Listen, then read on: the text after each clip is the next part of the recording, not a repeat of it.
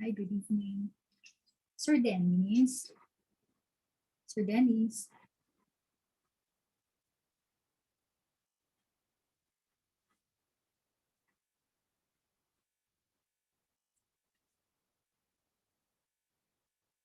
Am I audible? Can you hear me?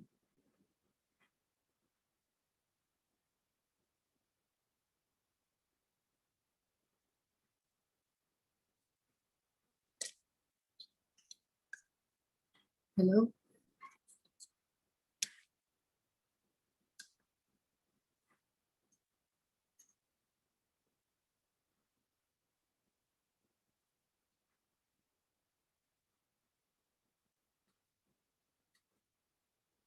Miss Ching? Miss Ching Ching, can you hear me?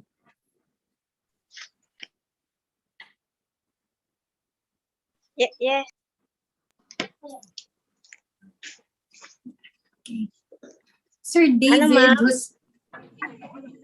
thank you. I'm just checking my audio. Sir David Jose, could you please lead us in the opening prayer? Katong mo sa Philippines mo ko ba ta?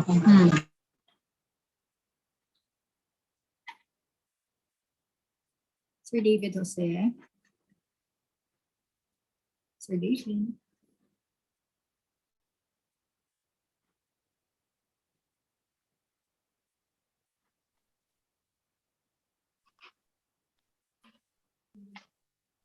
Okay, not a problem.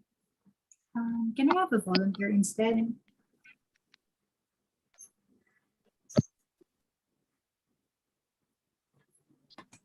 Ma'am Owen, Yes, Docs, sir.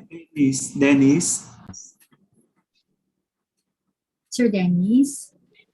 Yes po. Yes ma'am. Sir Dennis, would you mind leading the opening prayer? Yes po.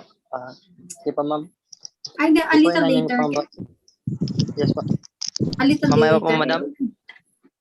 Would you mind leading the opening prayer later, ma'am? Yes Later po. at 6. At 7 o'clock. Yes ma'am. Yes Okay, ma'am. thank you.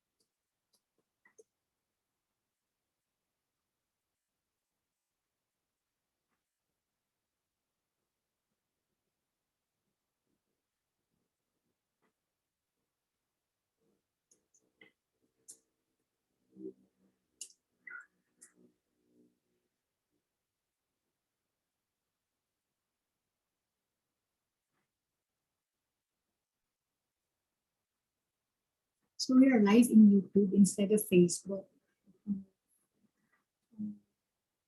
That means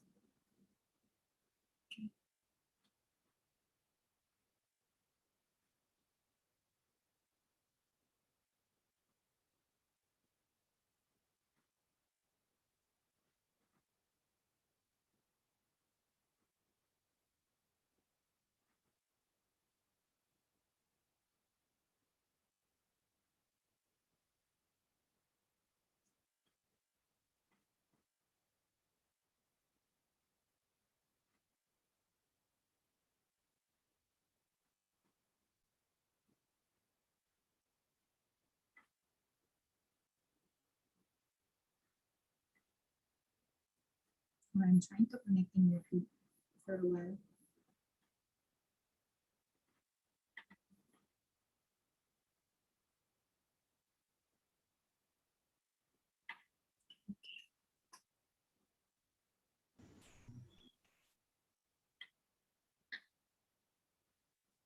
I think we can get started. A pleasant evening, everyone, for those who are watching here in the Philippines and for those who are watching via YouTube live.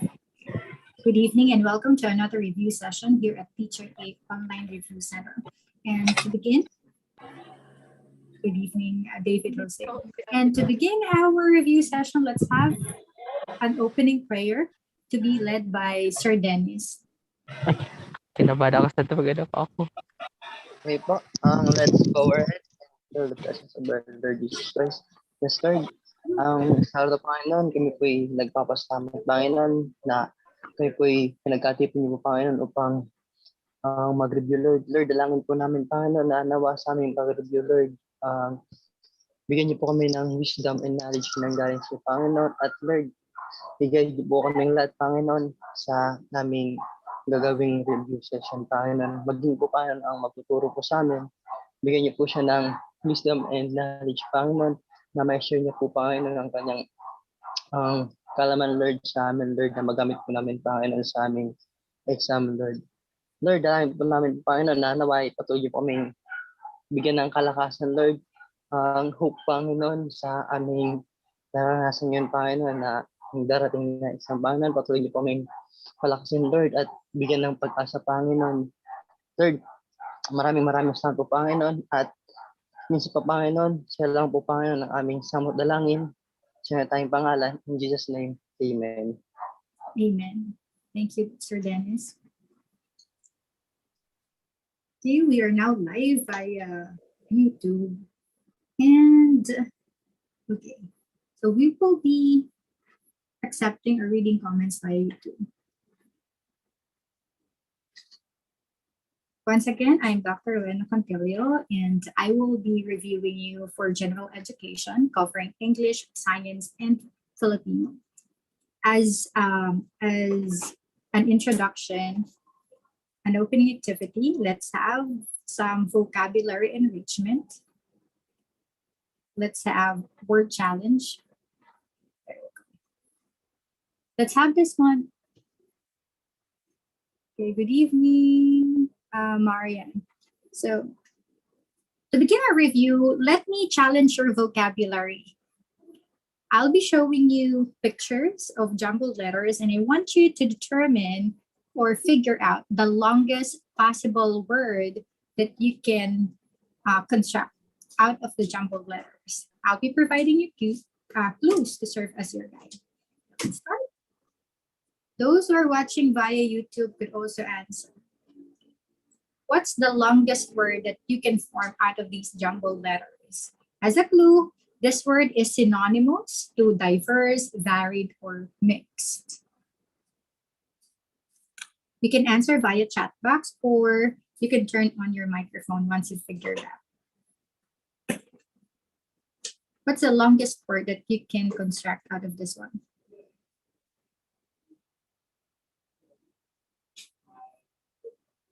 Okay, Marian got it right. Myriad is the correct answer. Okay, it means diverse, varied, or consisting of different kinds. Okay, let's have the next word. Let's have this one. This word means a person of rank, power, or influence. You're looking for a noun. Okay, very good, Marian got it again. The correct answer is magnate. Okay, now let's have this one. This word is synonymous to trigger, kindle, or drive. You are looking for a verb here. What verb can you form out of these jumbled letters? Okay, Marian got it right again. And so with John Mark, correct answer is induce. Okay, to induce means to drive or to trigger. Okay. And for the last word, what word can you form out of these letters? It is synonymous to depression, sadness, or dejection. Okay, ang bilis ni Marian. Correct answer is melancholy. Okay, that's for vocabulary enrichment. So let's proceed now to our English questions. So complete the sentence with the correct word. My grandfather, blank, walked without any help last night. Letter A, can. Letter B, could. Letter C, would. Or letter D, was able to.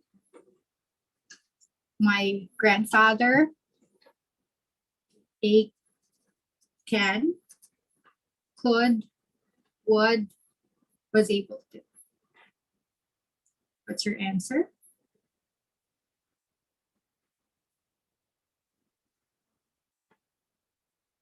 Okay. So many are answering letter D. Okay, was. Okay, let's see. The correct answer is yes. Okay, you're right. Correct answer is letter D, was able to.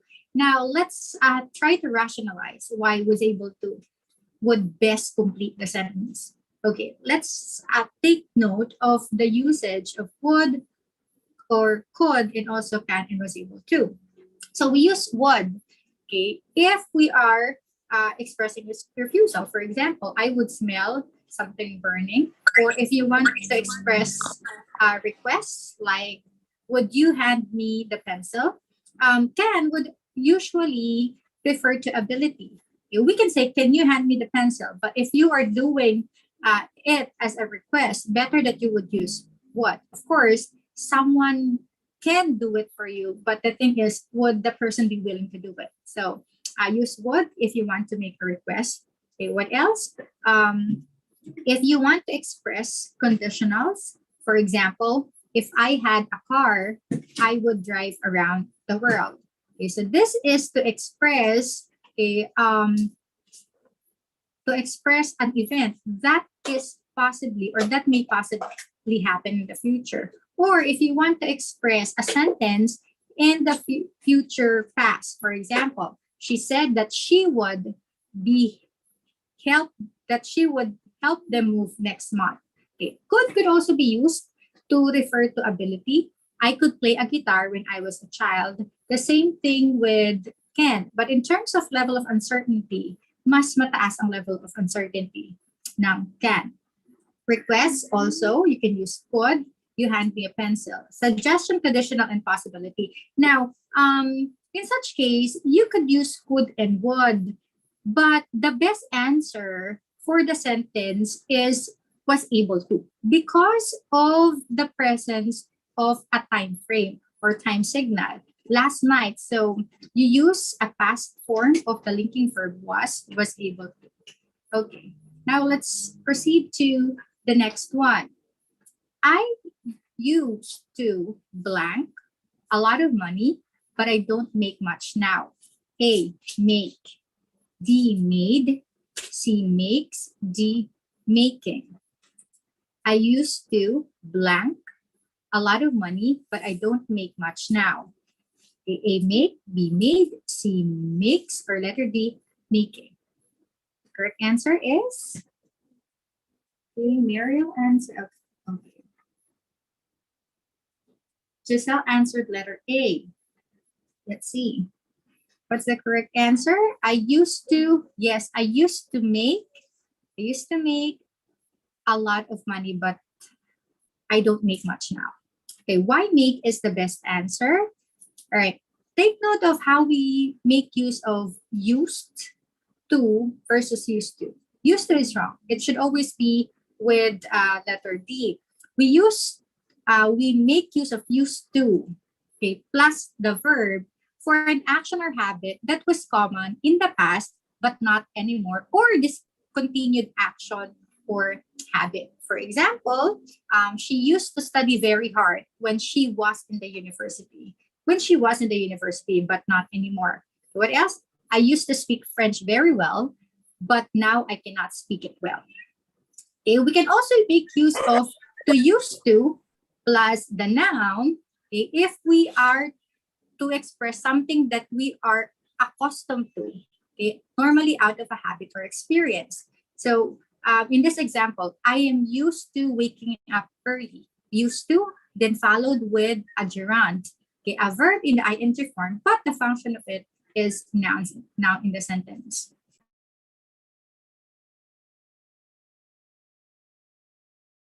Okay, next, let's have question number 3. We thought we would blank for sure. A, lose.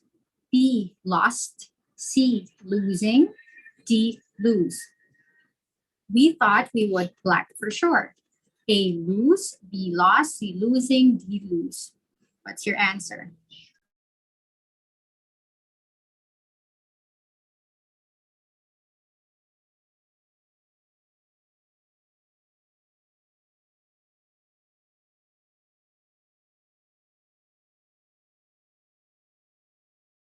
Okay, many are answering letter A.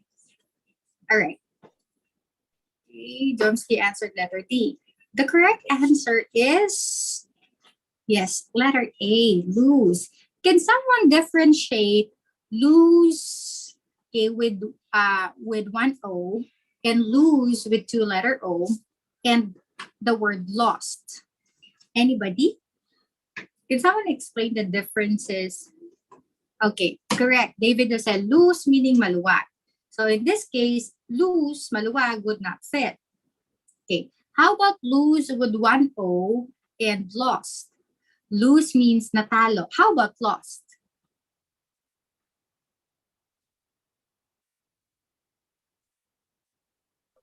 How about Nawala. lost? Nawala, Nawala. madam? Okay. Okay. So lost could mean nawala or also mean natalo because it's the past form of lose. Okay. Lost would be the past form and past participle of lose. Let's take note of this. Okay. Lose is a verb. Okay. When you are unable to find something or when you are unable to keep something. For example, did you lose your homework sheet? Or I always lose my keys. Or it could also mean the opposite of winning. That would be losing. Loss is the past form and past participle form of lose. Okay, lose. Okay, with 2 O's, meaning something that doesn't fit tightly. So my trousers are loose, or I tightened the loose screw with a screwdriver. So in that case, the correct answer is lose. Next, number 4. I waited blank the bus stop for 10 minutes. A, in. B, on. C, for. Or letter D, at. I waited blank the bus stop for 10 minutes. Okay, let's see. What's your answer here via YouTube? Okay. All right. Many are answering at. Let's see. Is it the correct answer? Yes, it is. Okay, letter D. I waited at the bus stop. So this is often causing confusion. When do we use in, on, at? I think during the previous reviews, when we are referring to a place, we have explained the usage of in, on, and at. Can someone differentiate the 3? In, on, and at. When we are giving places, names of places or location. Anyone? Anyone? See, let's see. Connie? Connie? Do you still remember the usage of these 3? In, on, and at? For specific place. Saan yung ginagamit for specific place?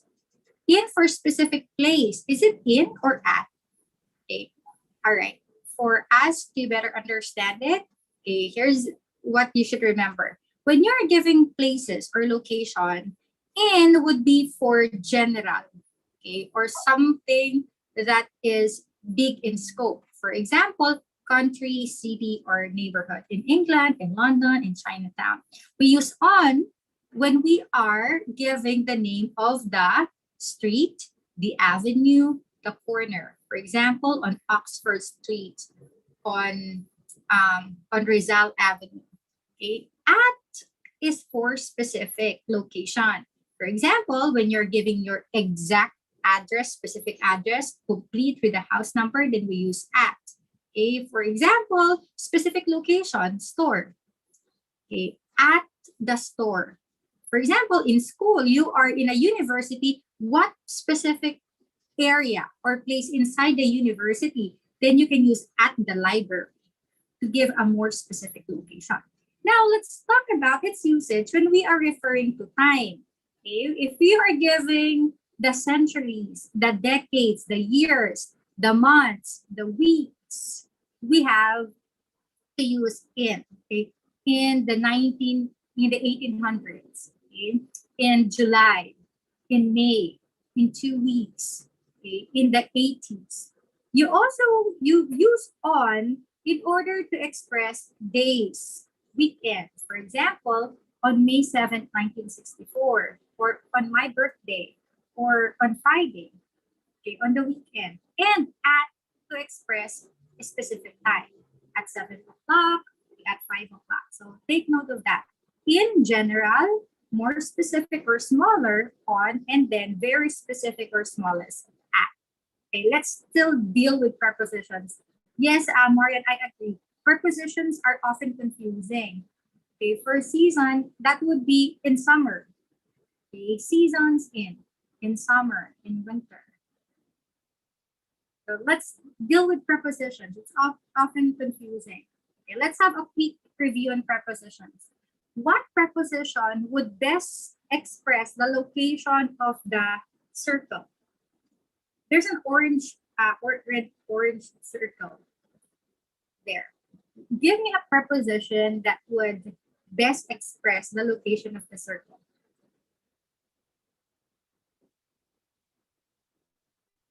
That orange there that you can see, the tip. All right. You can make use of the preposition. Is it in?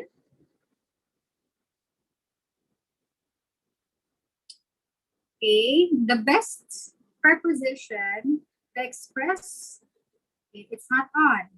It should be behind. Okay, behind. It's at the back. So behind. Next, this one. What preposition would best express the location? Ayan. Correct. On. Remember, we make use of on when we are expressing that something is on the surface. Okay. Please put it on the table. That means you are placing something on the surface of the table. Okay. It's on my desk. Okay. It's on the chair. Okay. Meaning on the surface. How about this one?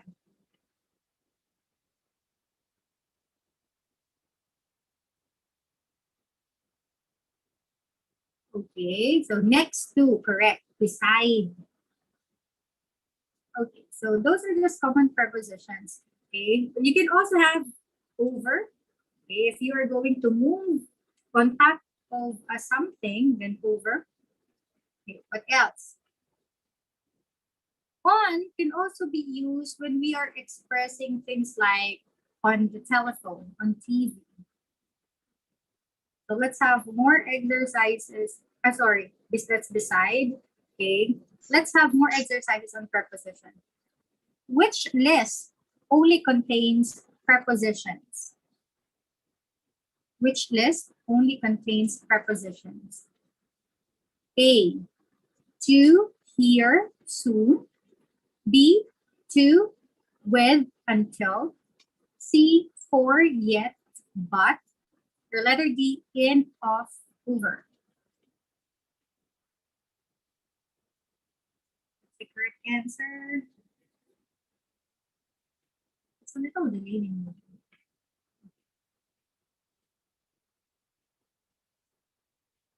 The correct answer is Letter, are you sure?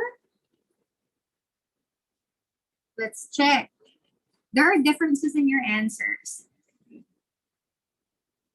All right, letter A. Are all these prepositions to, T-O-O? What part of speech? You can turn on your microphone. To is belonging to what part of speech? To, let's say, too busy, too hard, too noisy. What part of speech yun? To. That is, any guess? Is it adjective? Adverb po. Yes, Adverb. it's an adverb. It's an adverb. Modifying could be used to modify an adjective. For example, too busy. Busy is being modified. So the function of to there is an adverb modifying the adjective busy. Okay, here. Yung here. Anong part of speech yung here?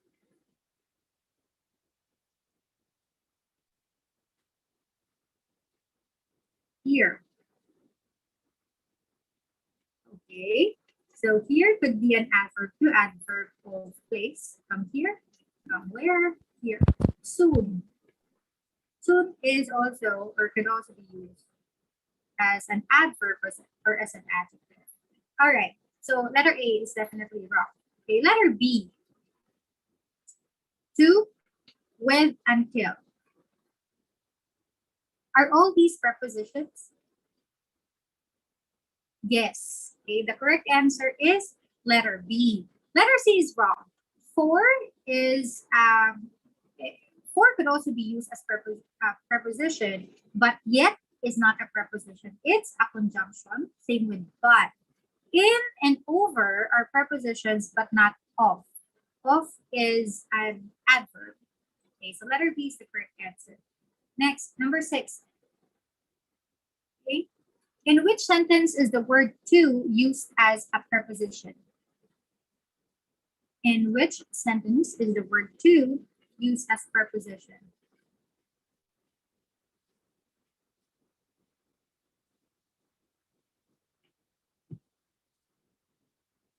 A. Jimmy loves to play guitar. B. He won't play to an audience yet. C. He wants to practice more first. Or letter D, all of the above.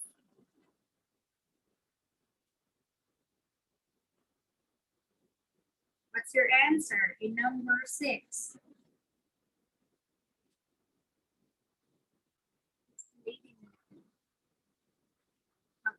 Correct answer is letter. Ganito na, iba-iba ng sagot. Some answered A, some answered B.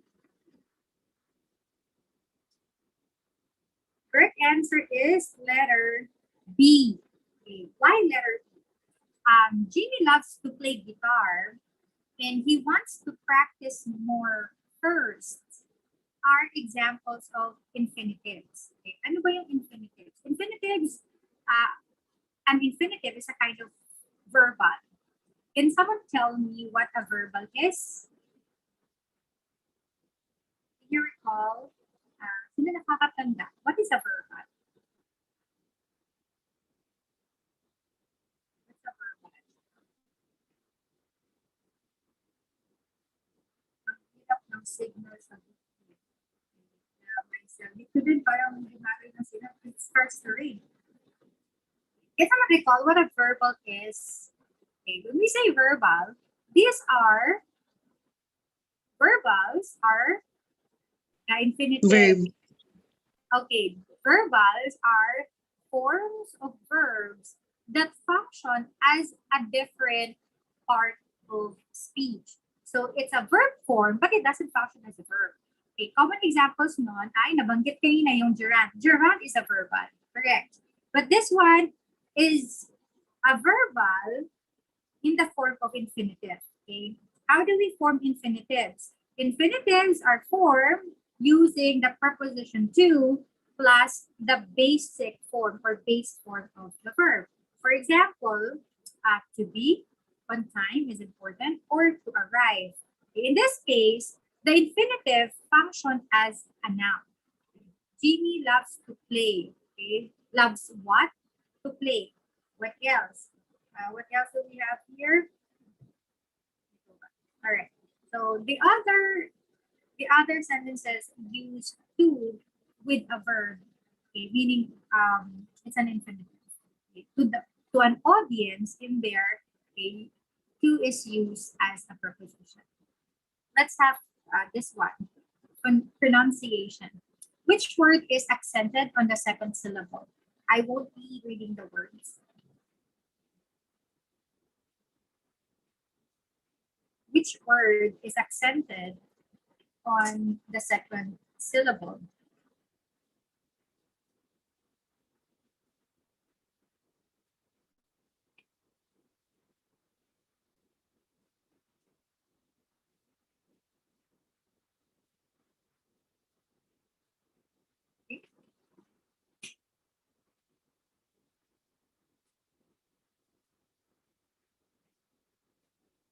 Queenie answered C.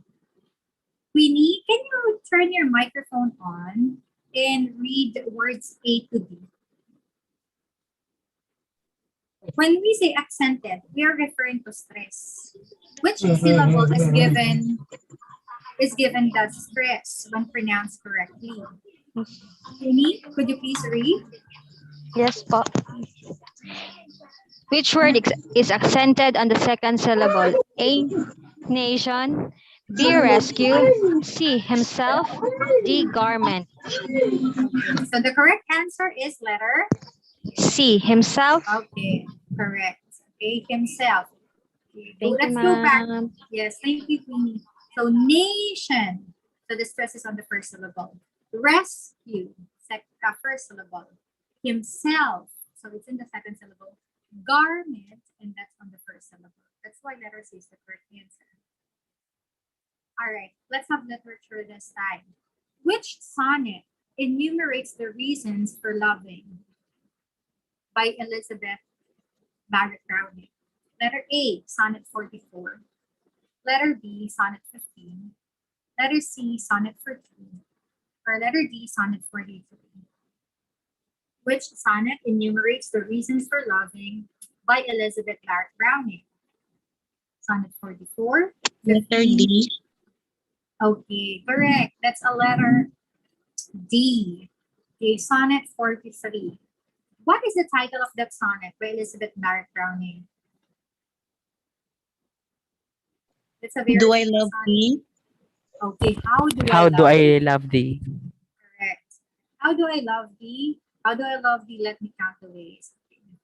I love thee to the depth and breadth and height. So that's by Elizabeth Barrett Browning, the wife of, who's the husband of Elizabeth Barrett Browning, who is also a famous English author. Sino ang asawa ni Elizabeth Browning?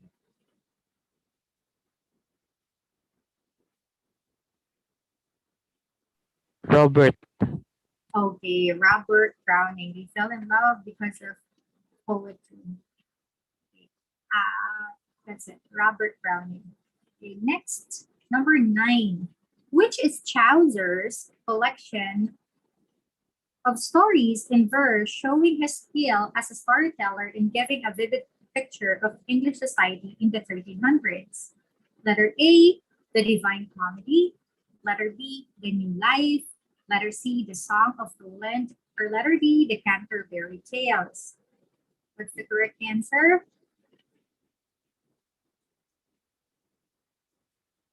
Alam nyo.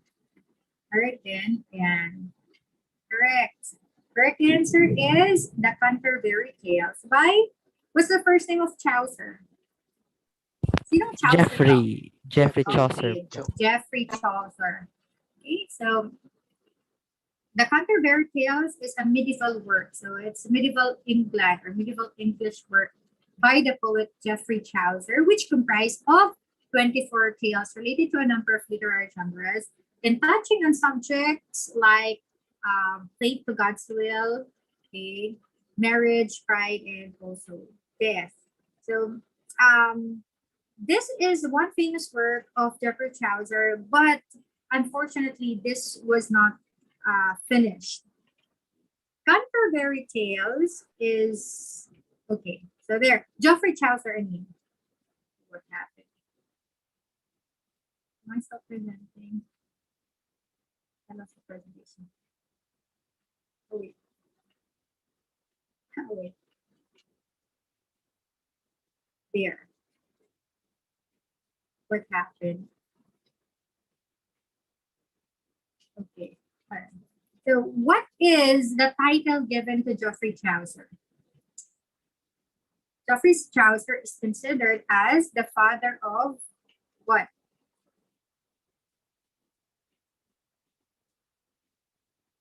He is the father of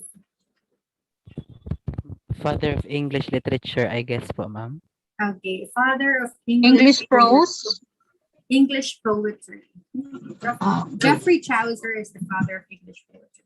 All right, now let's continue with number 10. Which poem by William Ernest Henley answers the question, do humans control their own lives? Ang bilis ni Marian sumagot.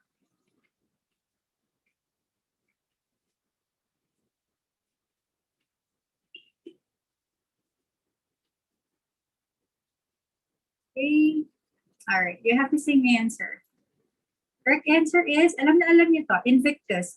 Will you give me the famous line in Invictus? Ayan na, next ko na pala. Invictus was popular for its couplet or last two lines. I am the master of my fate and the captain of my soul by William Ernest Henley. Next. Which language system is focused on vocabulary? Letter A, syntactic. B, pragmatic. C, semantics. Or D, phonetics.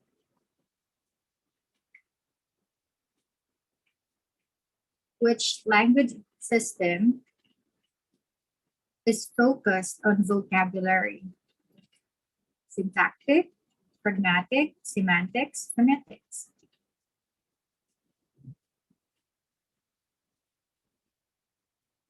The correct answer is? Okay, let's review.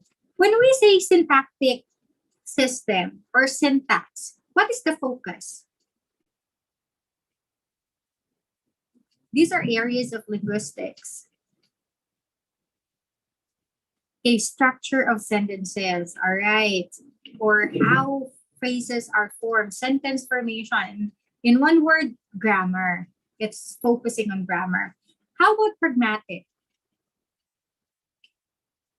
Or pragmatics?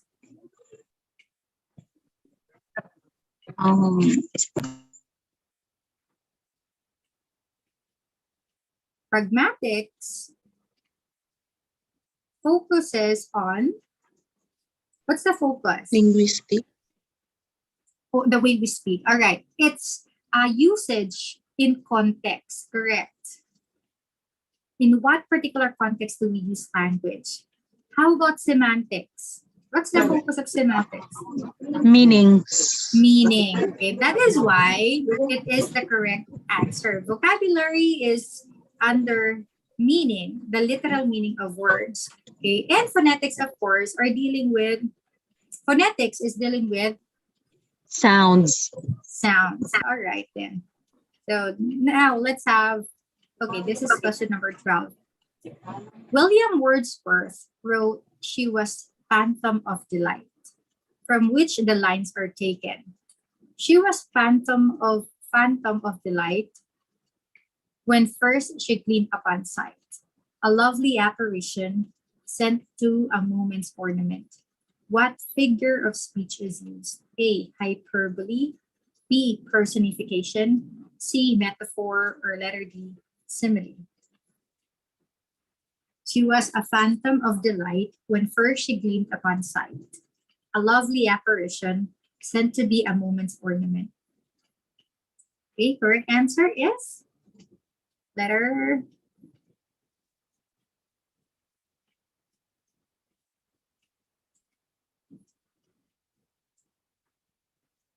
Okay. Answer B. Marco answered, David has answered D. Marco A. Ayan, nagkalituhan na sa figurative language. Esbon answered metaphor. Okay. She was a phantom. Yeah, she was a phantom, a lovely apparition. So that is direct comparison. Okay. She was like a phantom, then that would be simile, right? But without the word like and as, that would be a metaphor. The correct answer is metaphor. Medyo na confused kasi parang exaggeration, yung hyperbole, but the best answer would be metaphor. Okay. Let's have the next one.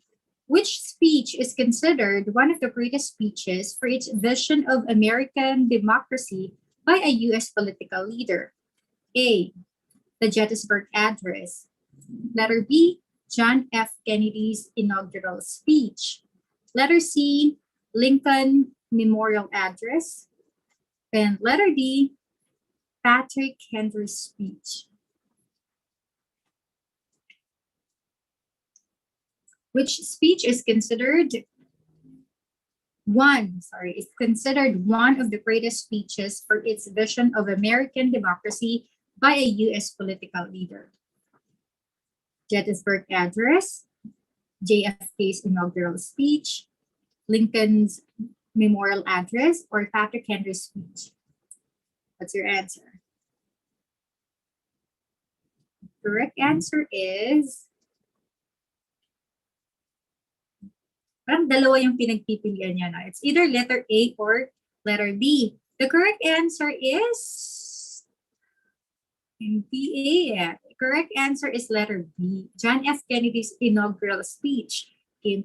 In this speech, he became quoted, or he was quoted for the line. Ano yung line ni JFK na laging na-highlight sa speech na to?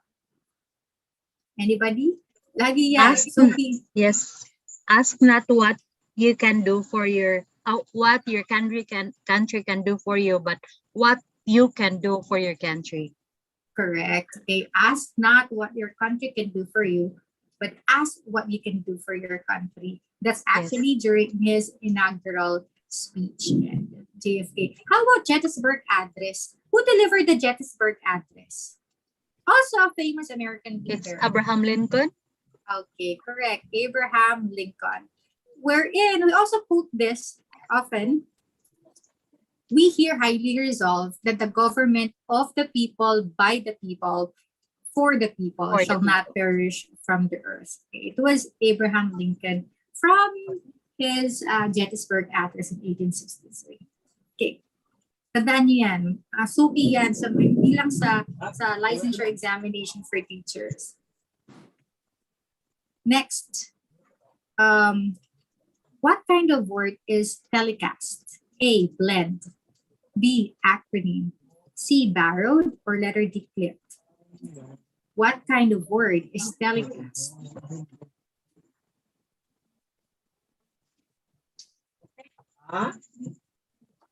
Okay, may blend, may nag-answer ng clipped, clipping. Okay, let's see. Meron ng, ayan. Iba-iba kayo ng sagot. May nag-answer ng A. Definitely walang nag-answer ng B. As it's an obvious distractor. Hindi yan acronym. How about yung tatlo? Blending or using acronyms, borrowing, and clipping are all ways of forming new words. But the given word is telecast. Is it an example of blending, borrowing, or clipping? The correct answer is, hindi ko makuha yung sagot sa YouTube. It's quite late. Okay, the correct answer is, yes, it's blending. Okay, bakit blending?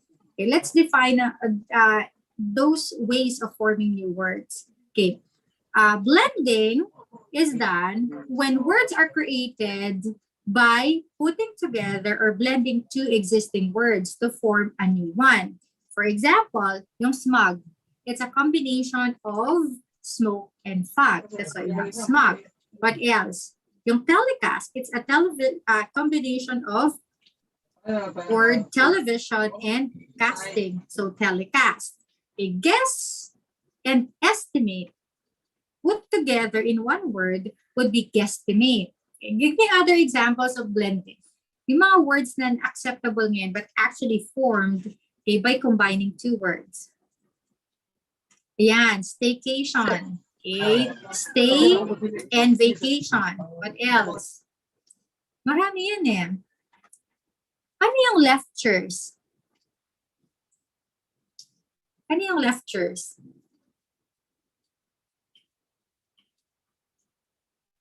Brunch, yes, combination of breakfast and lunch. What else? Okay. Motel, it means motorist and hotel. So in the United States, when they say motel, it's a place where motorists stay at night. It's just that we Filipinos just give a different connotation when it comes to the word motel. Okay. Ano pa? Marami yun. Ayon, twist and swirl become twirl. Okay, that's blending. When we say compounding, we don't shorten the word. We literally put together two words to create a new one. For example, bath and room. Then we have bathroom. Arm plus chair. Then we have armchair. That's compounding. How about yung clipping? Okay, clipping is shortening of an existing word. For example, we use demo for demonstration, condo for condominium, okay, fax for facsimile, deli for delicatessen, okay, lab short for laboratory, photo for photograph, what else? Taxi cab for taximeter, cabriolet. What else? A blog for web blog. So that's clipping. Now, the correct answer for the last question is blending. Okay, question number 14. Which word is accented on the, this is repeated, sorry. Okay, next one. Let's have reading comprehension. Last session, I gave you passages for you to comprehend, but this time, I just choose verbal analogies, okay, or short sentences for you to analyze. Okay. If Dick's father is John's son, what relation has Dick to John? A, nephew. B, brother. C, son. D, grandson. If Dick's father is John's son, what relation has Dick to John? D. Okay, word problem. Correct answer is letter D. Apo niya. So, sorry, wrong. Letter D, it's grandson. It's a typographical error. Correct answer is letter D. All right, next, number 15. What is alluded to by these lines? The man who made it did not want it. The man who bought it did not use it. The man who used it did not use it. Try to guess. Just to call. Wait. To call just what to call it. All right. Parang siyang bugtong sa Filipino. Okay. The man, let me read it ha. There are some typographical errors in this one. The man who made it did not want it. The man who bought it did not use it. The one who used it did not use it. Coffin. Okay, correct. Okay, the one who made the coffin did not want it, of course. Okay. The one who bought it did not use it. The one who actually used it, the dead person, did not literally use it. So the correct answer is coffin. Coffin. Okay, next. All right, let's proceed to science this time. You are at the Kennedy Space Center, sitting in your rocket, ready to launch. You look out the window and view the sky. You are currently sitting at the lowest level of the atmosphere. What is this level called? in short, what is the lowest level of the atmosphere? Is it the lithosphere, B, the troposphere, the earthosphere, or the terrasphere? Again, you are at the Kennedy Space Center sitting in your rocket ready to launch. You look out the window and view the sky. You are currently sitting at the lowest level of the atmosphere. What do you call Letter that B. lowest level? Letter? Letter B. Yes, Letter letter B. B. That is the troposphere. So let us review what are those different levels of the atmosphere. Okay. Above the Earth's surface, that's the troposphere. Yun yung level we're in, nare-reach ng mga hot air balloon. And so with airplanes, the typical airplanes is from 0 to 11 miles high. When we say stratosphere, that would be from 11 to 30 miles. Okay? Thermosphere, nare-reach siya ng mga satellite. Yan. Okay? Exosphere, a rocket could also reach the exosphere. However, doon sa given kanina, ready to launch. Hindi pa talaga naglo-launch. Okay? So the correct answer is the troposphere. Next question. Kepler's second law, or the equal area law, states that the closer a planet is to the sun, the blank it travels. Kepler's second law, or the equal area law, states that the closer a planet is to the sun, the blank it travels. What is the correct answer? Is it higher? Is it slower, faster, or lower?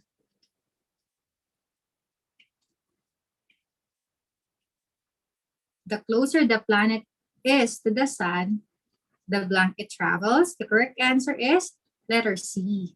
The closer the planet is to the sun, the faster it travels. So the farther the planet is to the sun, the lower it travels. That's according to Kepler's second law. How about yung first and second law? Okay.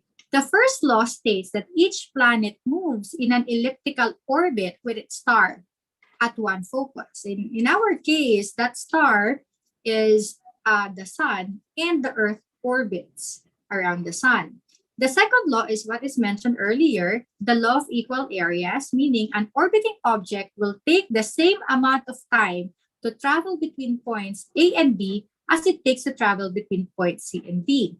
And the third law is what is commonly known as the law of harmonics. The square of a planet's orbital time is proportional to its average distance from the star, from the sun, cubed. Okay, so that's Kepler's first, second, and third law. Now, let's have this one. Any force that causes an object to move in a circle is called, okay, look for clues. A, unbalanced force. B, centripetal force. C, gravitational force. Or letter D, balance force. Okay.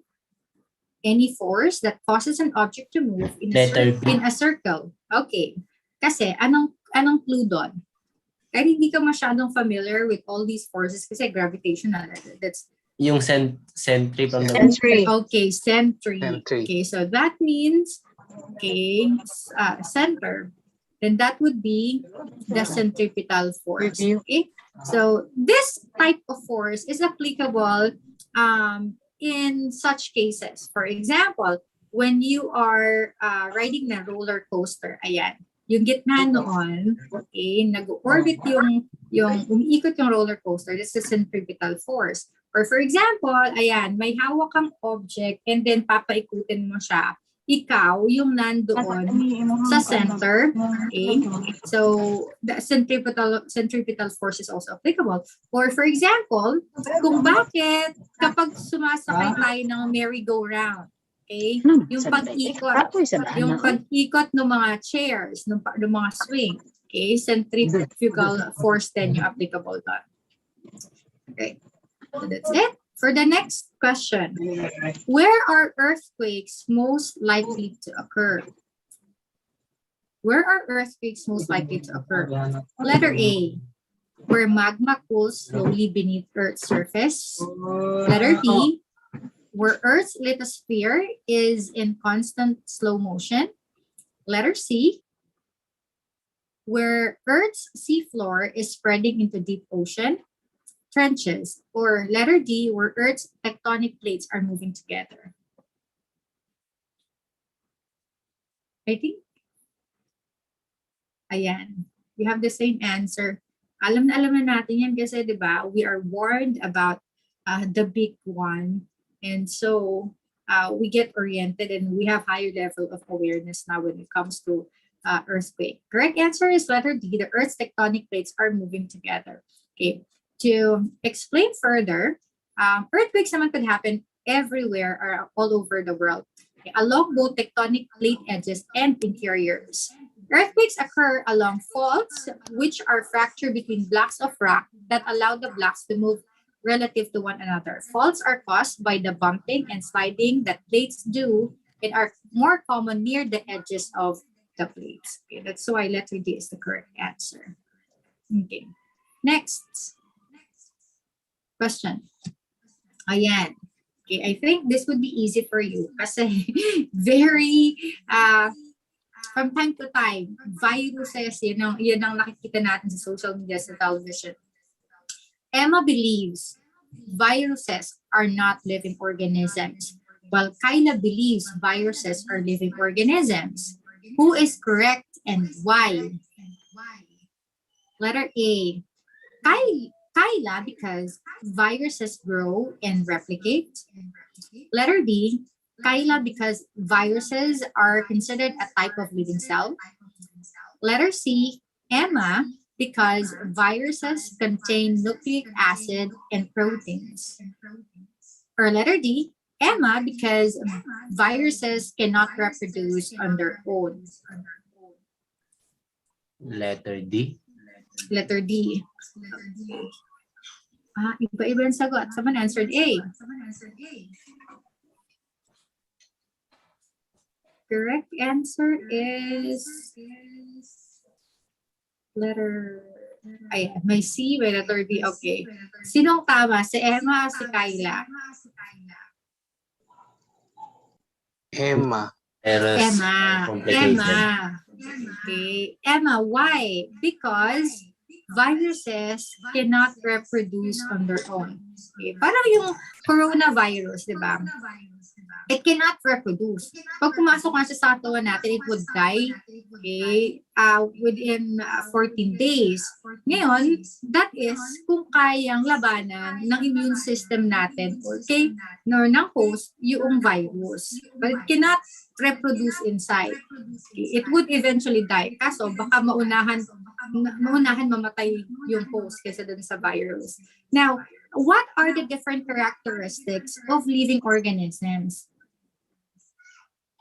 Kapag living organism daw, dapat meron itong 5 characteristics. Number 1, una, it can reproduce.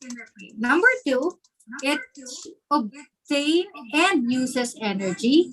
Number 3, it can grow and develop. And also, it should be made up of cells and it can respond to the environment. So take note of those 5 characteristics of living cells. Reproduction, obtaining and usage of energy, growth and development, a response to the environment, and cells. Okay. Next. Okay.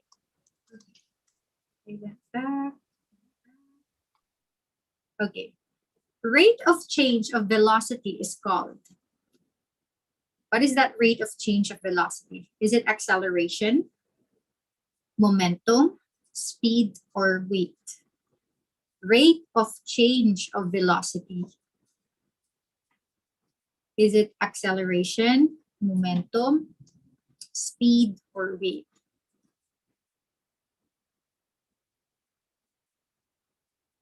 Okay. What is the change of rate of velocity? Sinong science major? Sinong science major dito?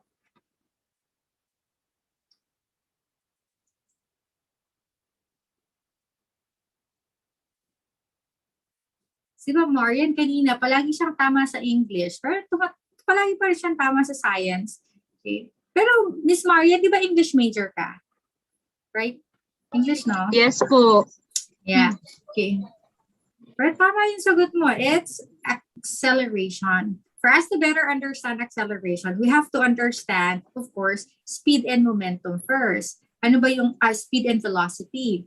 Okay, ano ba yung speed? When we say speed, it's the distance traveled per second. For example, the car speed is 20 miles per second. But the velocity is the distance traveled per second in a specific direction. Ang speed kasi in any direction. But the distance traveled per second in a specific direction, that is velocity. So in order for us to understand acceleration, dapat alam muna natin yon. Acceleration is the rate of change of the velocity of an object along with time. So theoretically speaking, yes, rate of change in velocity of a moving object, and it is expressed in meters per second. Momentum is the product of the velocity and the inertial mass of the object. So theoretically speaking, it's the product of mass of the object and its velocity. And it's expressed in kilogram meters per second. So that's the right answer, acceleration. Okay, next. Ayan, you need to do simple calculations in here. Okay, the element tellurium has the atomic mass of 127.6 and its atomic number is 52. So how many neutrons are in the element tellurium? A, 76, B, 52, C, 126.60, or letter D, 179.60. Please compute for neutrons. If the atomic mass is 127.60 and the atomic number is 52, what is the number of neutrons? Sinong magaling sa chemistry?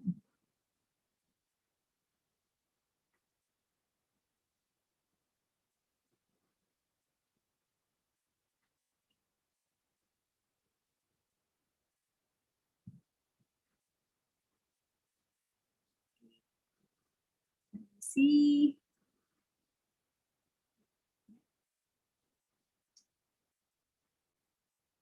All right. Eds. How did you come up with letter A, 76? 127.60 minus 52. The answer is 75.6 round off to 76. Very good. That's the correct answer. What's your major, Eds? Math, ma'am. Math. Okay. Si Dave. Anong major ni Dave?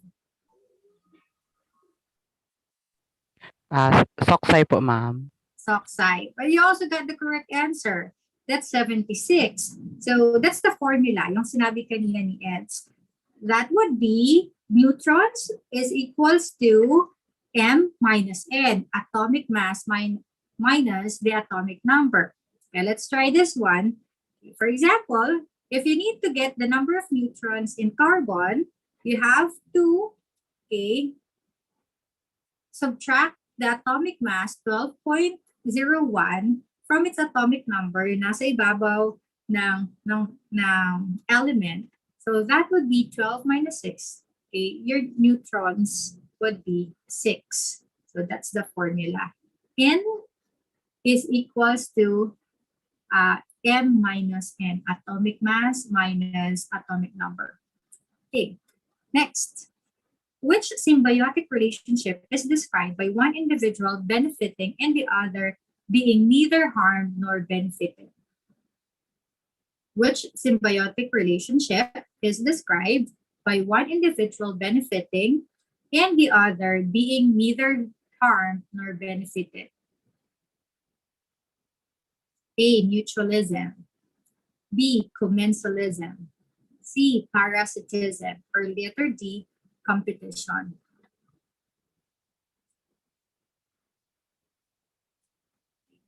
Correct? Ayan, tama si Junaline, si Mary Ann. Okay. Pag mutualism kasi, both are benefited. Pag parasitism, isa lang yung nagbe-benefit. The other gets harmed. Okay? Pag competition, survival of the fittest yun. So the correct answer is commensalism. So let's review symbiotic relationships. Madami yan eh. Amensalism, commensalism, competition, mutualism, parasitism, predation, and proto-cooperation. Pag amensalism, the other one is neutral and the other one is harmed. Can you give me an example of this kind of relationship? Yung isa, na-harm. Yung isa naman, wala naman sa kanya. It's neither a benefit nor a harm. Wala lang. Okay. Pag sa commensalism naman, yung example natin kanina, one is benefited, the other one is neutral. Pag competition, both are harmed. Di ba ganon? Pag survival of the fittest, okay, wala naman, for example, in a war, nobody wins. So, it's both harmful. It's harmful on both parties. Okay, mutualism, both benefit. Okay, predation. Okay, when there's a prey and their predator, of course, one is harmed and the other would be benefiting. The predator would benefit and the prey would be harmed or killed. All right. Pag proto-cooperation, both will benefit. All right. Number 24. Detergents used for cleaning clothes and utensils contain. All right. Tignan nyo na. Kung ano ba yung active ingredient ng ano ba mga panglinis mo dyan? Ng Joy.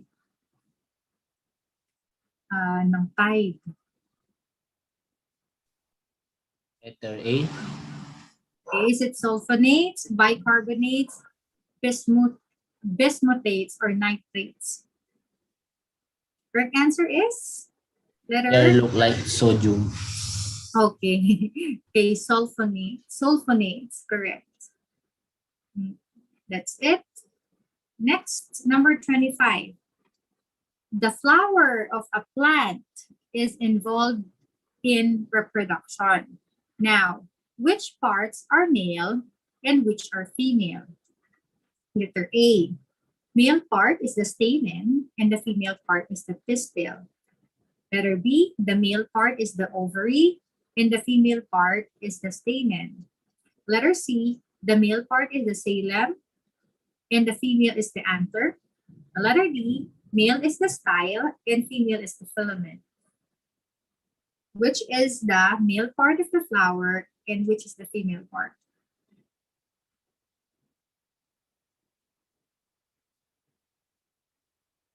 Okay.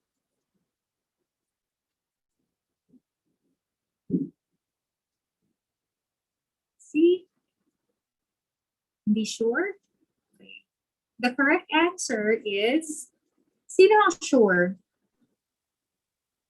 Letter A, ma'am, sure. Letter A, sure. Yes, Okay, letter A. yeah, you're right. Okay, male is the stamen, female is the pistil. In the stamen, okay, that is where we find the anther and the filament. When it comes to the pistil, ayan. There you go. So, those are the parts of the flower. You have the ovule, the sepal, the stalk, and the receptacle as well at the bottom. Okay, next.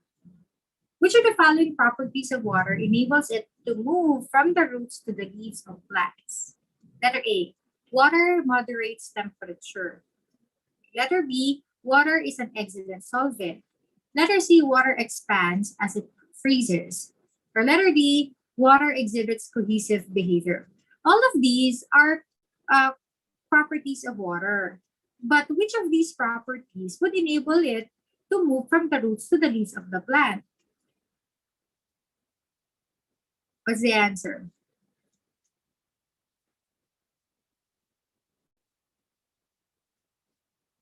If water is an excellent solvent, would it be able to move from the roots to the leaves? Hindi siya letter B. So that should be letter, yes, cohesion. So it's the cohesive behavior of water that would enable it to move, okay, from the roots going to the leaves of plants. Something to number do with 26. adhesion and cohesion. Okay, yes, that's right. Now let's talk about DNA. Why is DNA important?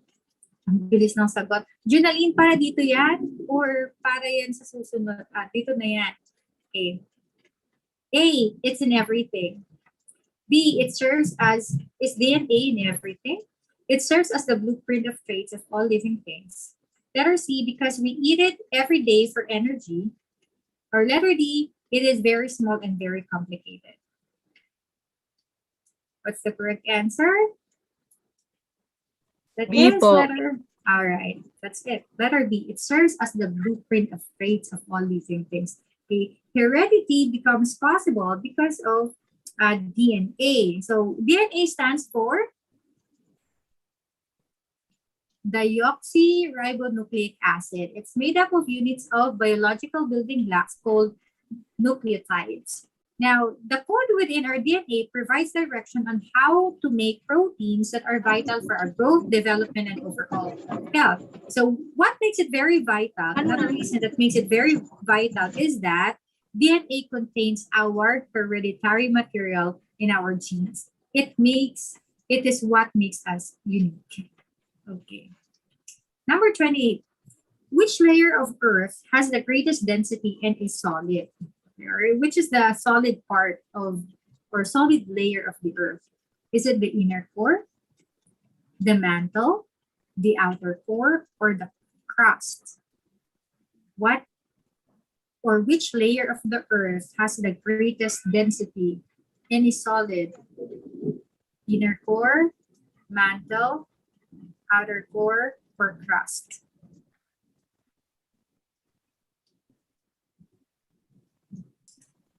Letter A.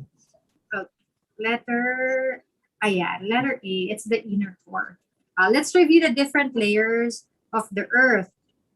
We have the solid area is the inner core, and it has the greatest density. The liquid area is the outer core. The rigid area is the mantle, and then we have the Earth's crust or the lithosphere. Okay, so there. Next, according to Newton's third law of motion, ilang law of motion yun yung kay Newton? Ilan ba ang law of motion ni Newton? Tatlo, correct. According to the third law of motion, the strength of a reaction force is blank the strength of the action force.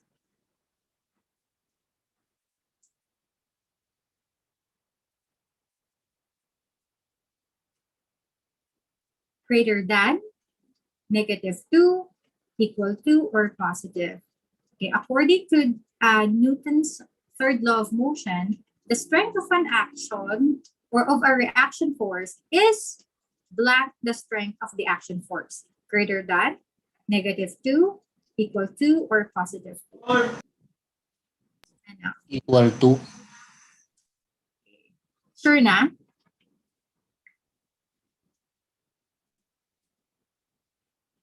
Nagdi pa, positive 2. Okay, the correct answer is, sure na daw. Okay, equal to. Let us review. Ano ba yung 3 laws of motion by Newton? Yung law number 1 says, a body at rest will remain at rest, and a body in motion will remain in motion unless it is acted upon by an external force. For example, this is what we call the law of inertia.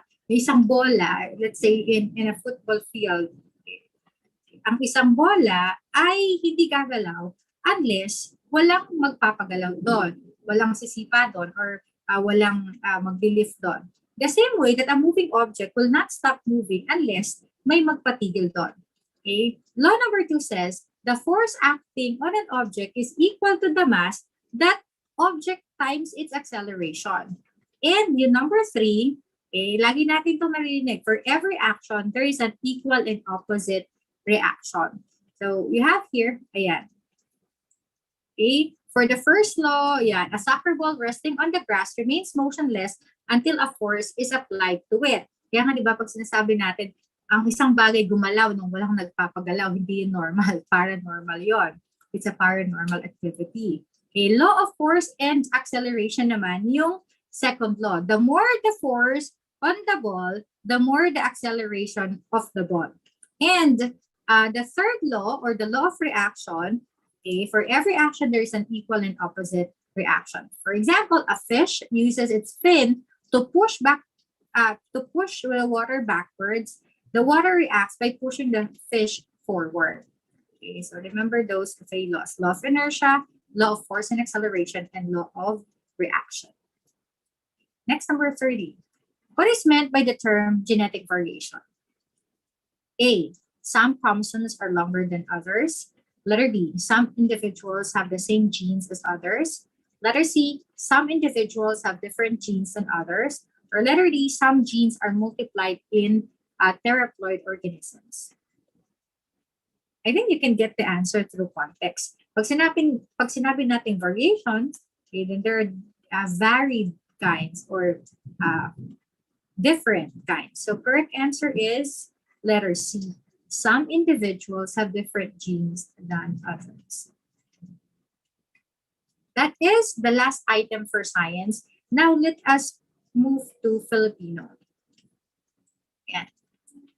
Ang Tagalog, ang naging official na wika ng Pilipinas dahil sa before na Filipino.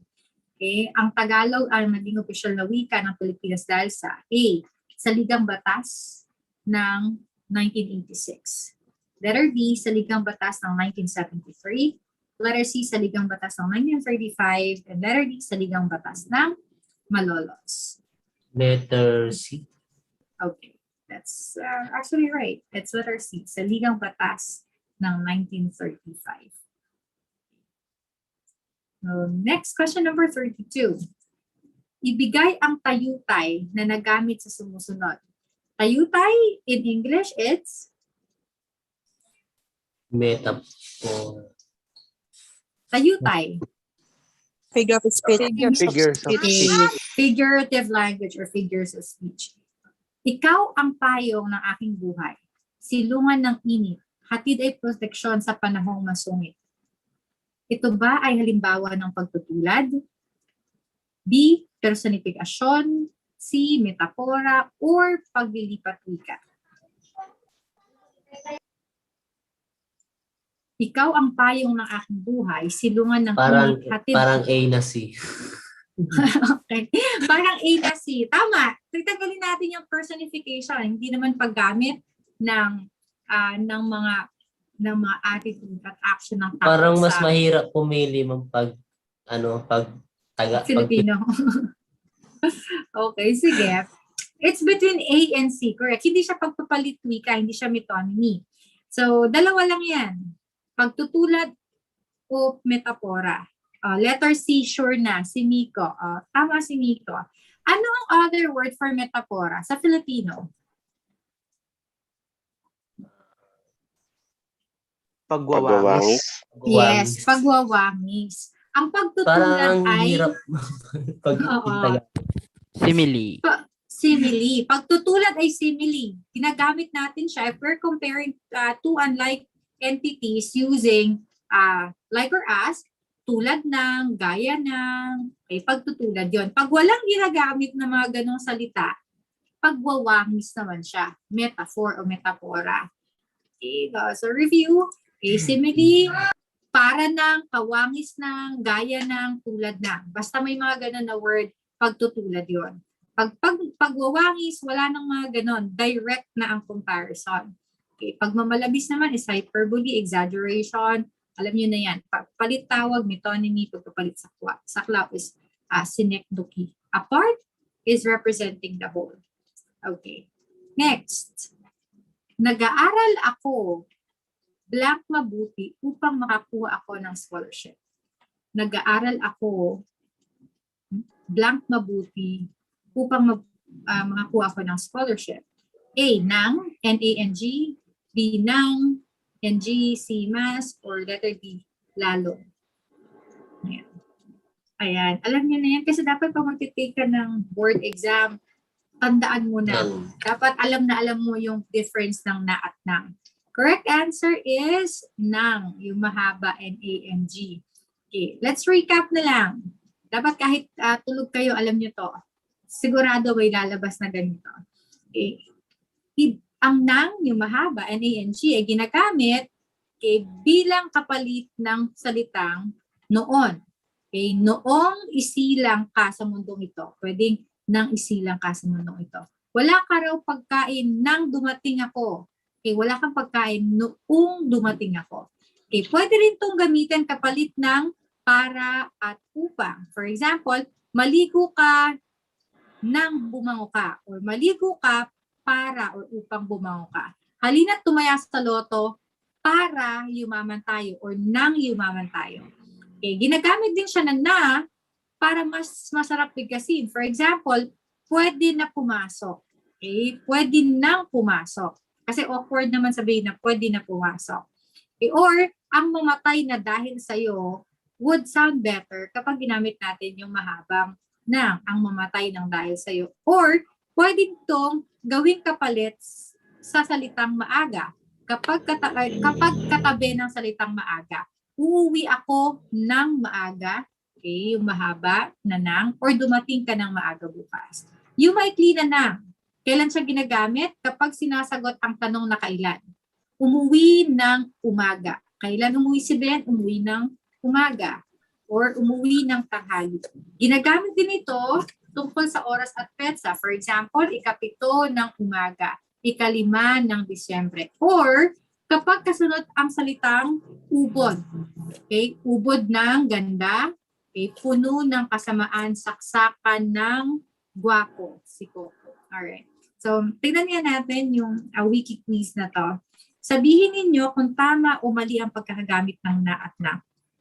Okay. Number 1, ubod ng asim ng sinigang, ang sinigang ni Allegra. Tama o mali? Mali. Mali. Mali. Tama, di ba? Diba? Kapag ubod, yung short na nang siya, ubod ng asim. So, tama siya. Okay. Ang mamatay ng dahil sa'yo, tama o mali? Mali. Mali. Mali. Okay. Mali. Dapat ay mahaba. Okay? Ang mamatay ng dahil sa'yo. Ang mamatay dapat. ng dahil sa'yo. Okay. Nagbago ka ng makilala kita. Tama. Tama. Kasi, ginamit na kapalit ng salitang noon. Yung nang na to. Nagbago ako ng makilala kita. Okay, number 4. Lunes ng umaga pa ang dating ko. Mali. Mali. Mali. Mali. Mali ba? Tama. Diba? Pag sasabihin ng petsa at oras, okay, yung maikling na, Lunes ng umaga, tama. Ang tumakbo ng matulin, atleta. Ang tumakbo ng matulin. Mali. Mali. Okay, mali siya. Okay. Ang tumakbo ng matulin. Kasi ito, parang magandang pakinggan. Ang tumakbo ng matulin. So, mahabang nang dagdagan Tumakbo natin ng matulin ng maleta. matulin. Atleta.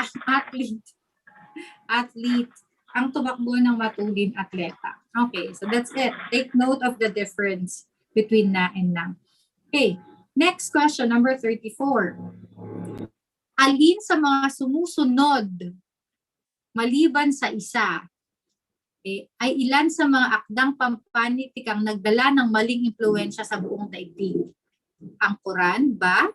Ang Divinang Komedya? Ang Banal na Kasulatan? Or letter D, Romeo at Julieta?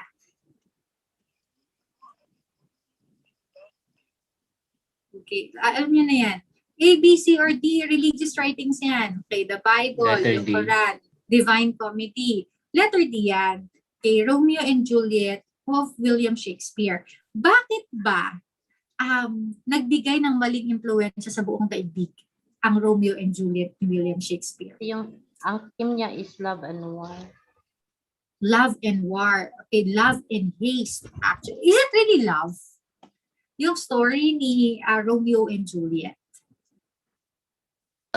The story of ill-fated. Ill-fated lovers. Okay. Was it really love? Is it really a love story? Yeah, misconception of love. Bakit siya misconception of love? It's a whirlwind romance. Bakit? It all happened in 1 week. Nagkakilala ng first day, namatay ng day 7. Okay? Kasi 5 days nga yata, namatay ng day 5. Okay? Nagkakilala sila when Juliet was only 13, turning 12, turning 13. Okay? And then si Romeo, I think, was 16. So, infatuation, love at first sight yung pinuportray doon. And then, the same night, they made love. May nangyari sa kanila. Then, they got married the following day. So, it's haste. Okay? What else? Can't consider that as true love. What else? Ano pang mali doon? Okay, the wrong decisions of the main, ayan, below 18. Kaso, sa Verona kasi, sa Italy, acceptable yun. Arranged marriage pa nga yung kay Juliet eh. Juliet was supposed to marry a family friend. There should be an arranged marriage between Juliet and another man. Okay, pero bago mangyari yon, pinakasalan niya si Romeo secretly. So, and it caused death of many characters in the story. Namatay ang pinsan ni Juliet, okay, and then yung best friend ni Romeo. Right. Juliet's cousin, Mercutio, killed Romeo's best friend, Tibal. So out of anger, Romeo killed the cousin of Juliet. So naging wanted si Romeo, nagtago siya. Ayan, dahil doon, tinulong sila ng prior, that's the plot, yung iinom ng potion si Juliet to make his heartbeat stop. To make her heartbeat stop. Para hindi ba tuloy yung kasal niya. If for a certain number of hours, she will be dead. Kaso may letter telling Romeo na puntahan mo si Juliet at this particular time, gigising siya. She will be risen from the dead. So hintayin mo yon. Kaso hindi nakarating yung message na yun kay Romeo. Pinakala niya na tuong patay na si Juliet, nag-suicide siya, nagsaksak siya sa tabi ng dead body ni Juliet. Nung gumigising na si Juliet, nakita niya na patay na si Romeo doon, so nagpakamatay na din siya. So it teaches us the wrong concept of love. What else? It encourages murder and suicide. So mali ang influence niya sa buong daigdig. Pero it's a tragedy, di ba? Ganun naman ang mga nature ng mga tragedy as a genre of play. Talagang death of main characters. Okay. So that's the correct answer, letter D. And then number 35. Alin sa mga sumusunod ang pinakatamang pangungusap? Okay, proofreading ang gagawin niyo dito. Ang pabrikang pinagtatrabahuhan nila malapit sa amin ay bagot malaki. Letter B, ang bagot malaking pabrikang pinagtatrabuhan nila ay malapit sa amin. Letter C, ang pinagtatrabuhan nilang malapit sa amin ay bago malaking pabrika. Or letter B, ang pabrikang malapit sa amin, bagot malaki ay pinagtatrabuhan nila. So proofreading, correct use of punctuation marks, spelling, and all. Alin ang pinakatama? Letter B. Okay. Letter D. Correct? Yes, that's letter B. Okay, next. Alin sa mga sumusunod ang aral na ibinigay ng Ang Alamat ni Maria Makiling na ikinuwento ni Jose Rizal? A. Pagyamanin at pangalanan ang ating bayan at lahi pagkat hiyas at yaman natin ito. Letter B. Pag-ibig ang makapagbabago sa mundong ito. Letter C, kabanalan ang magpatawag at tulungan ng isang nagkasala. Letter D, dahil sa pagmamalabis at pagsasamantala, maraming biyaya ang sa kanya'y nawawala.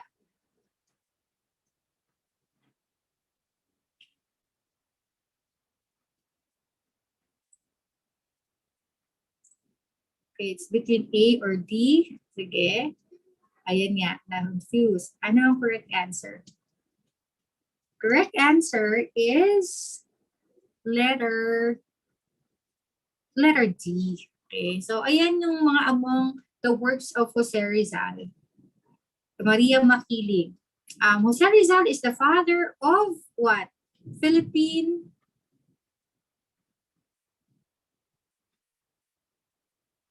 Jose Rizal, in Philippine literature, Jose Rizal is the father of Philippine, ano?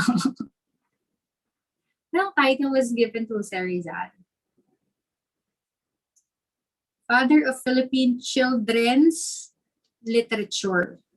Okay. Ano-ano ba yung mga work ni Jose Rizal na na very famous as part of our children's literature? Sa aking mga kababata po. Okay, sa aking mga kababata. Ano pa? Mga children's stories. Na alam natin na si Rizal pala yung... Gamo-gamo, ma'am. Yun, yung ayan. Okay. Okay. Yung sa gamo-gamo, ang kwento ng gamo-gamo. Sino pa? Ano ba mga kwento ni Rizal?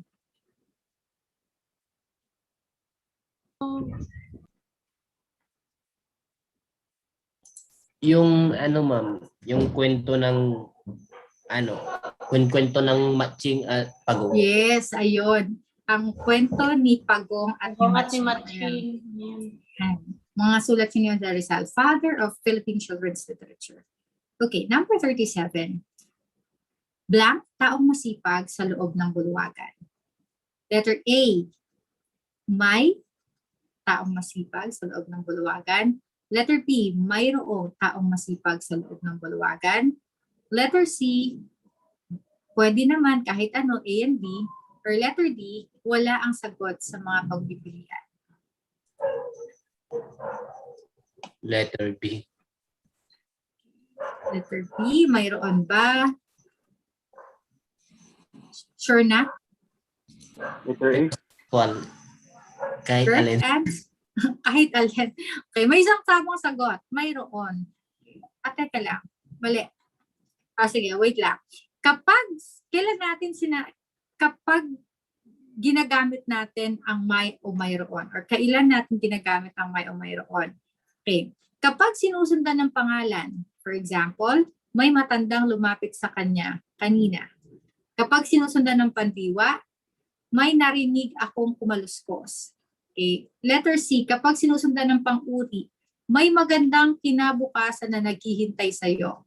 Or kapag sinusundan ng panghalip panao sa kaukulang paari, tayo ay may kanya-kanyang, yung kanya-kanya, yung panghalip panao doon, karapatan. Mayroon naman ay ginagamit na kapag may napapasingit na kataga sa salitang sinundan nito. Halimbawa, mayroon pa bang, okay, yung katagang pa, mayroon pa bang ulam sa bahay? Okay. Or bilang panagot sa tanong sa tanong, halimbawa, may jowa ka ba? So, ang sagot, mayroon. Okay. Letter C, kapag sinusundan ng panghalip na pansimuno, ako, siya, kayo, at iba pa. Mayroon ako magandang balita. Kung tingin ninyong mas mahalaga ang salapi kaysa sa buhay, mayroon kayong problema sa moralidad. So, kanina ang sagot ay may. Okay, sinusundan ng pangalan, may taong. Next. Siya ang ama ng sarswelang Tagalog. A. Aurelio Tolentino. B. NVM Gonzales. C. Alejandro Abadilla. Or letter D. Severino Reyes. Sino ang ama ng sarswelang? Ayan, mga review na kayo, alam nyo na yan. Severino Reyes. Okay, Severino Reyes. Next, number 39. Ilang titik ang hiniram ng alpabetong Filipino mula sa alpabetong Ingles? A, 6. B, 7. C, 8. D, 9.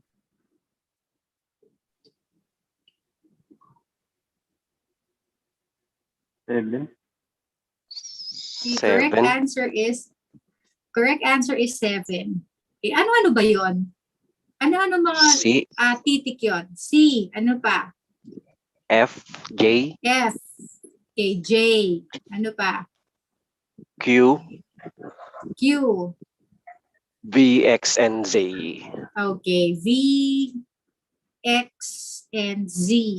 Okay, so those are the borrowed letters from the English alphabet. Ngayon, aling salita ang cluster or cluster? Aling salita ang cluster? A, palma. B, basta. C, pluma. D, basket. Pluma.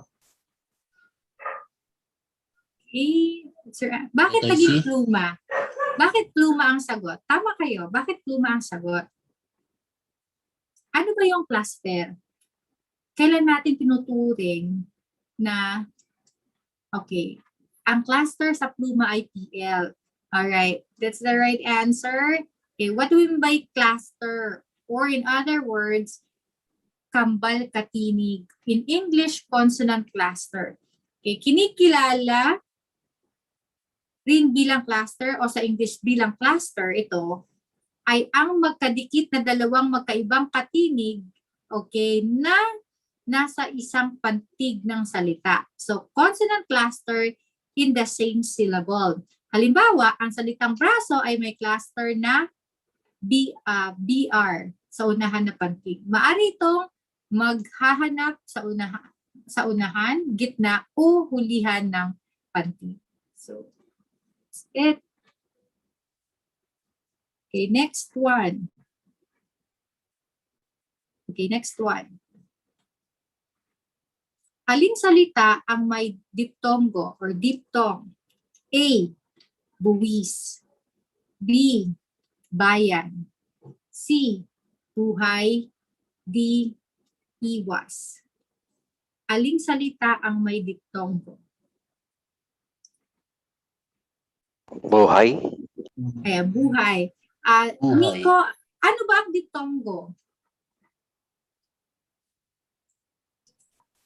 Ayun, yung diphthongo po ma'am, yung pinagsamang tunog ng isang patinig tsaka po isang malapatinig. Okay, ano yung mga malapatinig na yan? May dalawang letrang malapatinig. Bali Ano dito yung- ma'am sa letter C, ano po siya ma'am, yung A tsaka Y ay Okay. W tas Y po. Pwede siyang W, malapatinig yun, W at Y. So, buhay ang tamang sagot. So, ito ay pinagsamang tunog ng isang patinig. So, A, E, I, O, U, at isang malapatinig kay wa at ya sa loob ng isang pantig. So, pwede siyang I, A, I, Oy, Uy, or Aw, Iw. Okay, halimbawa, sa word na buhay, baywang, biyaya, tuloy, kasuy, sigaw, at sisiw. Okay? Halimbawa, iw, sa salitang aliw ay diptongo. Ngunit sa aliwan ay hindi ito may tuturing na isang diptongo sapagkat ang wa ay napagitan na sa dalawang patinig. Kasi pag pinapantig natin yun ay a-li-wan. So, magkaibang grouping na siya ng syllables. So, hindi siya al-liw at ad. So, hindi siya matuturing na diptongo. That's it. Next. Anong teorya ng wika ang nagsasabi ang wika ay nilikha bunga ng masidhing damdamin ng tao? Letter B. Ano yun? Maraming mga teorya ng wika eh. And regardless of what language, English, Filipino, okay, the same yung mga theories na yan. Mahigit 10 yata yan. Okay. Ayan. What's the correct answer? Correct answer is letter. Ayan. Letter B. Okay, masidhing damdamin ng tao. Winnie the Pooh. Bakit ano ba yan? Let's talk about those different theories of language. Paano ba nagsimulang mabuo ang wika? or maimbento ng tao ang wika. Okay, biblically speaking, meron ding theory yan. Anong theory? Yung teoryang biblical. Anong particular explanation or anong part sa Bible ang nag-explain how different languages originate? Okay, Ma'am Jonaline, pwede bang i-share mo yan? Story ng Babel. Okay. Paano nangyari doon?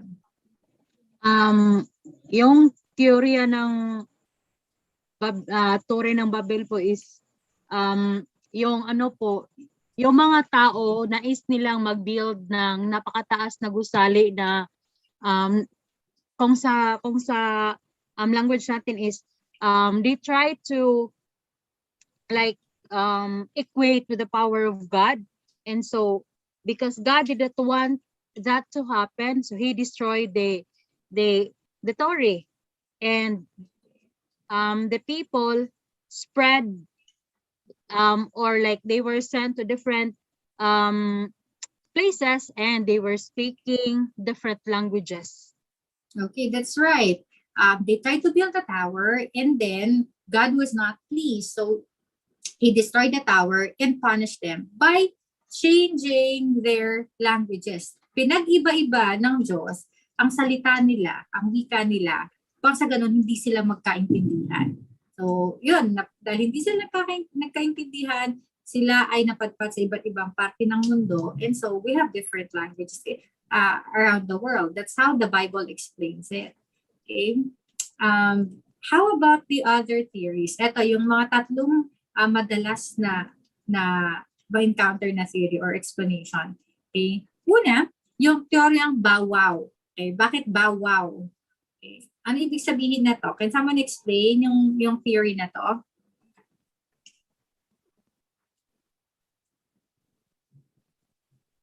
Paano nabuo ang wika?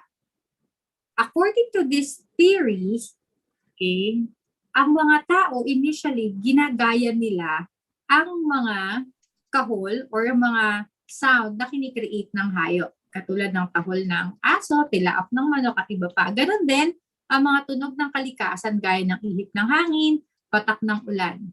Okay? Pag teoryang ding-dong naman, okay, tinutukoy nito ang sariling tunog ng lahat ng bagay sa kapaligiran tulad ng tsug-tsug ng tren or tik-tak ng orasan. Parang onomatopoeia sa figures of speech. Pag teoryang pupu, tinutukoy nito ang paggamit ng bibig kung saan nilikha ang mga tunog sa galing na dala ng emosyon tulad ng saya, lungkot, galit at iba pa. Halimbawa, kapag ang tao nasasaktan, okay, nalulungkot or nasaktan, and then nakapag-create ng sound. So, ganoon nagsimula ang pananalita o wika ng mga tao. Or anong nakikreate nila na tunog kapag nagagalit or kung ano man yung nagbugso or dala ng emosyon nila. Okay. So, eto naman, number 43 question. Natutulog ba ang Diyos? Ang pahayag sa itaas ay halimbawa ng anong uri ng tayutay?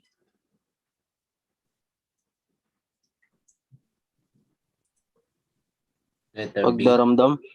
Letter A. Okay, Anong letter rhetorical A. po?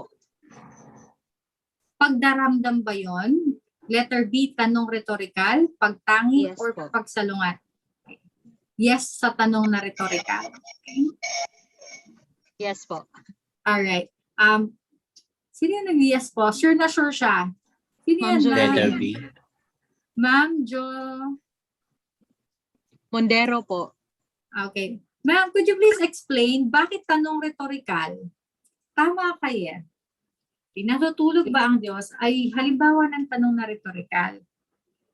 Yes po. Kasi po, para siyang, like in English, it's rhetorical question. It's somehow like you are formulating a question which is based on emotion, and yeah, it's expressed creatively in that way. Okay. It's a matter or it's used for creative purpose or for creative Yes. writing. Correct. Tanong rhetorical ay isang uri ng tayutay kung saan ang isang pahayag ay anyong patanong na hindi naman talaga nangangailangan ng sagot.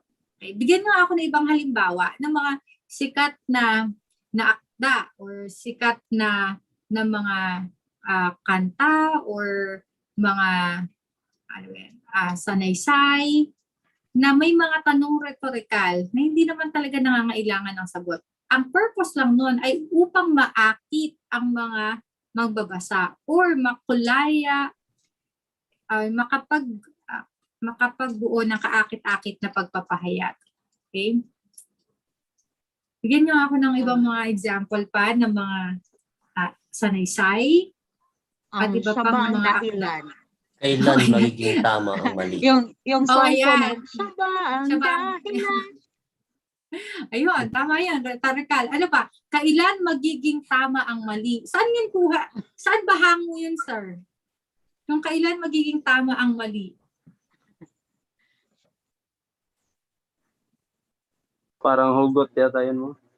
Hugot ba yun? Ay, ano pa? Kadalasan ang mga nananalumpati, ang mga speaker, nagsisimula sila ng talumpati nila sa pamamagitan ng tanong. Hindi naman talaga sila nag-expect ng sagot. But their purpose in asking a question is to get the attention or to attract the listeners. So yun, ang rhetorical questions. Ang sabi ni sir, ito, bibigay na isang halimbawa ng rhetorical question. May magulang bang nakatiis sa anak or makakatiis sa anak? Okay, correct. Ano pa? Magbigay nga kayo ng mga halimbawa ng mga sikat na mga rhetorical na tanong. How could I be so stupid? Ayun. Ano ba yan? Gaano kadalas ang minsan? Ayun, di ba? Gaano kadalas ang minsan? Okay, rhetorical yon. Ano pa?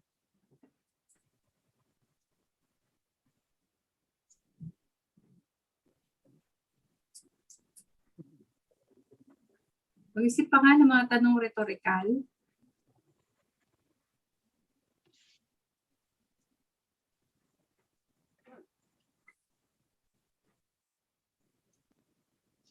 Miss ba ako dito? Okay. Nag-iisip pa.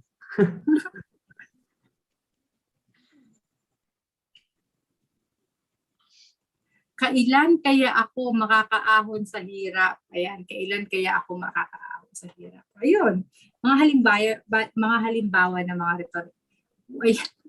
Where do broken hearts go? Ayan, Bakit napakalupi ng kapalaran? Ayan, bakit napakalupit ng kapalaran? Nasaan ang tunay na pag-ibig? Ayun, eto, may bukas pa ba para sa akin?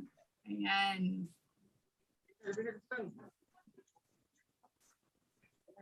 Okay, so actually that's the last question for Filipino. Okay, so that is nasaan ang liwanag? Meron talagang yung singer Willie Garte. Kasi bulag, diba? Nasaan ang liwanag? Alright then, so that is the last question for Filipino. Okay, hopefully, ma-cover lahat ng mga tanong na yon na na-review natin. And if hindi man ma-cover, then it's still a win-win situation. It's still a win-win for us. Kasi whether matanong sa exam or hindi, it's an additional learning for everybody. If it's not something new, then at least we get to recall and eventually master the concept and the different principles. So before we end the review, I would like to leave you the words of Dennis Waito that says, continuous learning is the minimum requirement for success in any field. Okay, you are doing the review, of course, in preparation for the licensure examination.